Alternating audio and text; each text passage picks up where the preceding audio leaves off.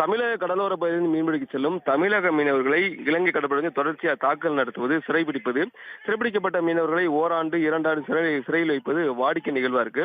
இந்த ஆண்டு மீன்பிடி தடைக்காலத்துக்கு பிறகு மீன்பிடிக்க சென்ற ராமேஸ்வரம் மீனவர்கள் 7 படகு, 57 மீனவர்களும் 2 நாட்டு படகு, 8 மீனவர்கள் என 60க்கும் மேற்பட்ட மீனவர்களை இளைய கடற்படை சிறைபிடிச்சு இலங்கை வசம் வச்சிருக்காங்க. இந்த மீனவர்களையும் படகுகளையும் விடுதலை செய்ய வலியுறுத்தி ராமேஸ்வரம் மீனவர் கால வரையற்ற வேலைநிறுத்த போராட்டம் பண்றாங்க. இந்த வேலைநிறுத்தம் இன்னைக்கு 9 நாளா நீடிக்குது. அது மட்டும் இல்லாமல் ராமேஸ்வரம் மீனவர்கள் பல்வேறு போராட்டம் பண்ணாங்க. தற்பொழுது ராமேஸ்வரம் மீனவர்கள் தங்கச்சி மடத்தில் ரயில் மறியல் போராட்டத்தில் ஈடுபட்டு வராங்க. இந்த ரயில் மறியல் போராட்டமானது தற்பொழுது தங்கச்சி மடத்தில் நடைபெற்று வருகிறது. இந்த ரயில் மறியல் போராட்டத்தில் பாத்தீங்கன்னா மீனவ பெண்கள், மீனவர்கள் உள்ளிட்ட 500க்கும் மேற்பட்டோர் கலந்திருக்காங்க. இவங்க என்ன கோரிக்கை வைக்கிறாங்கன்னா, இலங்கை சிறையில் உள்ள அந்த மீனவர்களையும் படகையும் உடனே விடுதலை செய்ய வேண்டும். அதே போல மீனவர்களுக்கு அபராதம் விதித்து இலங்கை சிறையில் வச்சிருக்காங்க, அவங்களையும் உடனே விடுதலை செய்யணும் கோரிக்கை வைத்து தற்பொழுது இந்த ரயில் மறியல் போராட்டத்தில் ஈடுபட்டு வராங்க. மேலும் இந்த கச்சத்தீவை திரும்ப பெற வேண்டும் உள்ளிட்ட பல்வேறு கோரிக்கை வலியுறுத்தி ரயில் மறியல் போராட்டத்தில் மீனவர்கள் ஈடுபட்டு வராங்க.